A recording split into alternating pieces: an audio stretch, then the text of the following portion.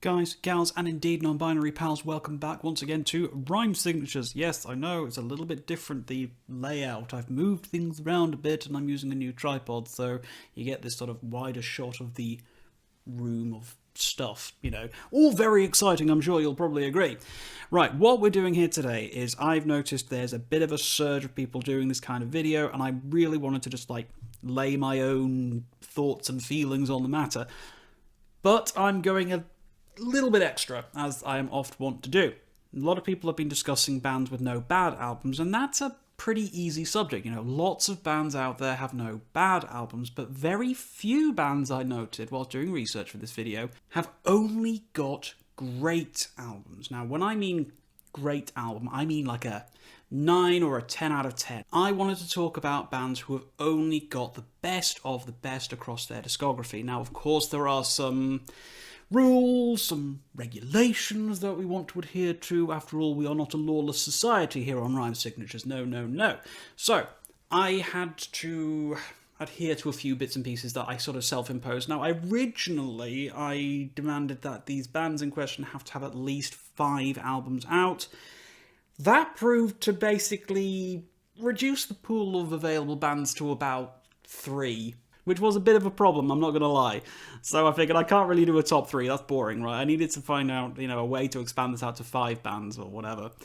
So what I did is I reduced the number of albums required. You have to have at least 4 albums in your discography. Now, it can be from any point in time in history, but of course the problem with what I've done is that the longer you've been a band and the more albums you've released, the less likely you are to be able to be included on this list. Now, before we do get into things and give you the list proper, there are a few notable examples of bands who didn't quite make the cut for a few reasons. First off was Cult of Luna. Now, I've always spoken about this band in reverent tones, and with good reason. They are one of the best bands ever as far as I'm concerned, but their self-titled debut is only about a 7 out of 10 in my book, so I kind of had to leave them off to the side, but I didn't want to not mention them at all because they're still incredible. Next up again, similar reasons, the Deer Hunter, they didn't quite make the cut either because for me, Migrant is a bit of a 7 out of 10 and maybe Act 1's a 7.5, so you miss out a little bit on that. Still an amazing band, but just not quite there. Next up, possibly controversially, Haken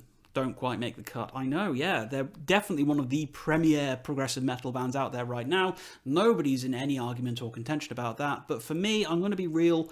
Fauna, 7.5, I think, in retrospect, is what I would give it if I was scoring out of 10. It's still good, but I don't know, I just feel like the band are, oh god, at the risk of sounding controversial, treading water lately, almost feeling like they've stuck into a comfortable rut, possibly? I don't know, maybe that's just my thoughts and feelings on the band. I don't know.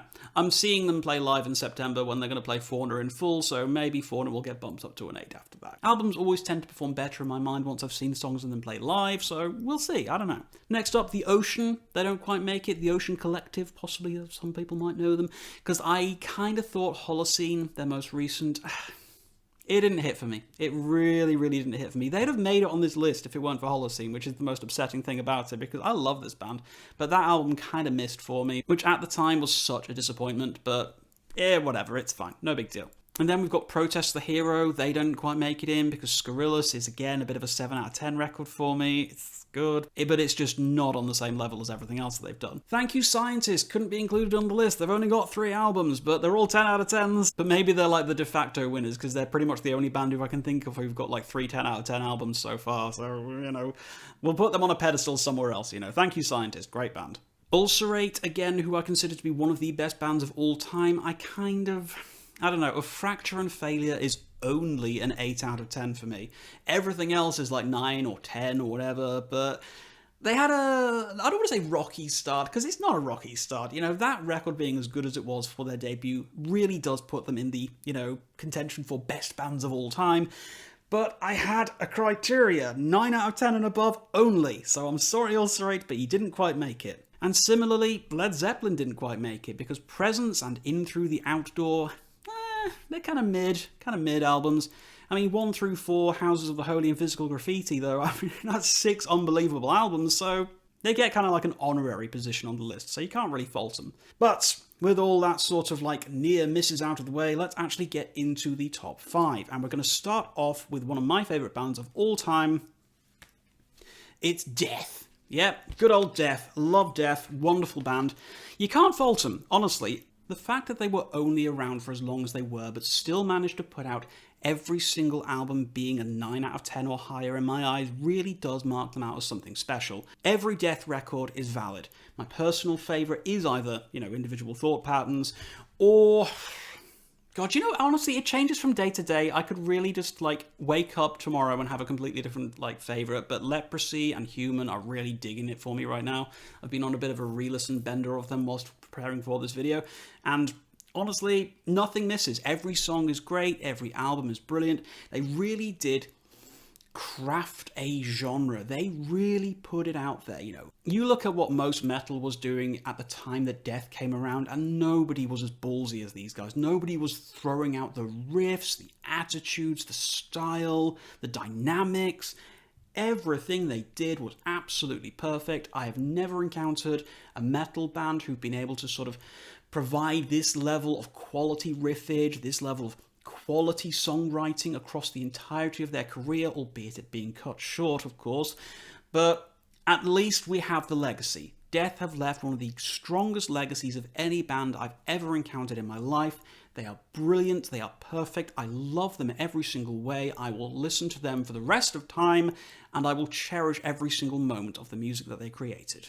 Okay, next up it's Moon Safari. Oh my goodness, Moon Safari. Once again, not the band Air and the album Moon Safari, but the band Moon Safari, who never have yet released an album called Air, and honestly I think they're missing a trick if they don't do that. Yeah, these guys have just squeaked into the list because they've got now, 1, 2, 3, 5 records I think it is? Yeah, 5. Himmelbach and 1, 2, 5. It is 5, isn't it? Even if it's 4, they're in the list. Everything's perfect. I love these guys. They're incredible. Everything they've done, I feel, really is a perfect example of this kind of melodic, really vocally focused, modern prog. The long wait that we had between Himmelbach Volume 1 and Volume 2 made me nervous. I'm not going to try and lie. I'm not going to pretend otherwise. I had a feeling maybe they're going to fall off. They're inevitably going to release something bad. It's going to be disappointing, and then they can't be eligible for any of this kind of list or whatever. Not a bit of it. The band hit. They fired on all cylinders. And they have delivered classic album after classic album every single time. There is a reason that despite how late in the year this came out in 2023, Himmelbach Volume 2 still managed to hit me hard enough over the head to become my album of the year. I stand by that decision. Maybe it was a little bit knee-jerk reaction, but now that it's been long enough that I can still reflect back on last year's album of the year, I think I still made the right decision. It's incredible, it's brilliant, Moon Safari are perfect, I love everything they do. Absolutely incredible band.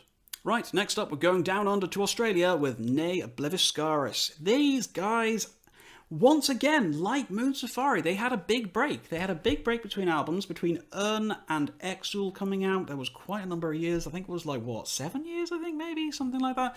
They had a lot of, stuff going on. There was, whatever. But they've yet to miss a single beat. I mean, a cynical person would argue that they are a one-trick pony. Okay, sure, maybe they are. But what a hell of a trick they are playing.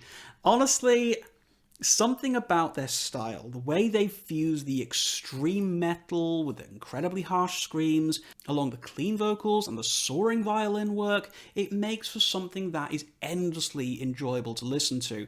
From Portal of Eye all the way up to Exul, Citadel recently getting a remaster as well, which I listened to the other day. Honestly, you could argue it really didn't need it. It's only been 10 years and that album sounded absolutely fire when it came out. But it sounds a little bit better, The 2024 remaster is really, really good. And nothing can take away from the fact that that is an absolutely perfect album. The only slight blemish, I think, on their discography is that maybe Portal of Eye was a teensy bit on the long side coming out of the starting gates, But why am I complaining about too much of a good thing? I don't know. Great band, incredible musicianship, some of the best songwriting I've ever heard from an extreme metal band, and they are absolutely on fire. I just really hope we aren't waiting as long for a sequel to Exul as we were to a sequel to Urn. Right, we are going back in time. In fact, this is the oldest duo, not a band, oldest duo on the list. I'm talking about Simon and Garfunkel. Yeah, I love these guys. These two had a career that didn't even last 10 years. 1964, I believe their first record came out, correct me on that, and I believe Bridge Over Troubled Water came out in 1970, possibly. There is nothing on here to indicate when it came out, so I'm working off memory. Maybe 1970. Whenever it was, who cares? It doesn't matter.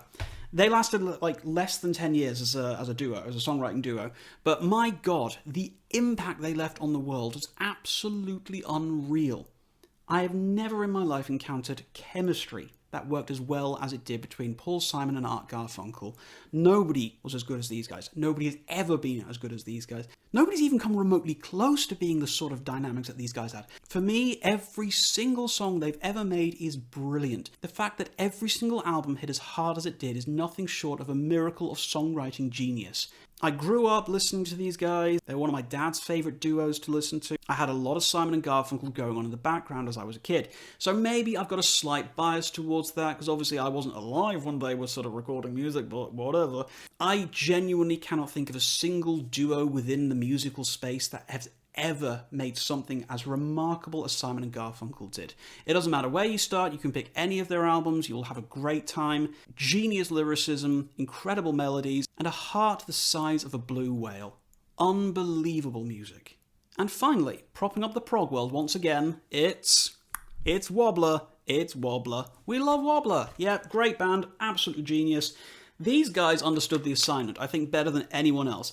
They set out to create, I suppose, what could only really be described as a throwback idea to the 1970s. They really captured the essence of all of the great bands of the 70s. You know, you're looking at Genesis, you're looking at Rush, you're looking at King Crimson, you're looking at Jethro Tull, all the huge names from the 70s, right? They all had cracks in their armour. There was weak links throughout everything they did from a creative point of view. There were eras of Yes that kind of sucked. There were eras of Jethro Tull that kind of sucked. There were eras of Genesis that kind of sucked, you know? Not everything they did was brilliant, but so far, so good for Wobbler. Not many bands can do what these guys have done, to take the real essence of what they were inspired by and somehow do better than it. Not many people can do that. Not many bands can do that. But Wobbler, they did their homework, they did their research, they created something absolutely astonishing, incredibly beautiful soundscapes, and some of the coolest and most creative arrangements I've ever heard in any music, modern or past. Wobbler are one of the great champions of modern progressive music. If you've never listened to them before, you have got such a treat lined up in store for you. Take your pick wherever you want to go, but maybe start with Dwellers of the Deep, because honestly, of all their albums, I would say this is the most 10 out of 10 there is. And in a lot of ways, I feel this is maybe even an 11 out of 10 album. It is that friggin' good. So don't miss out on Wobbler. Check them out if you've never listened to them before.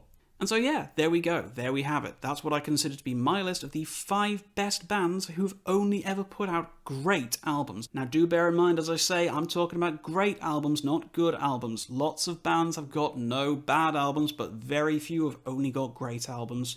With this criteria in mind, I would love to hear what your favourite bands who've only ever released great albums are. Now obviously, what's good, what's bad, what's great, what sucks is a very debatable topic, and I'm willing to admit that maybe some of my choices don't fall within these standard criteria for most people, but that's fine, you know, because this is just my list, which is why I want to hear about your lists as well. So please do drop them down there in the comments. As always, guys, if you have watched this far, thank you so very much for watching. I appreciate each and every single one of you, and until next time, guys, as always, keep your rhyme signatures pretty odd.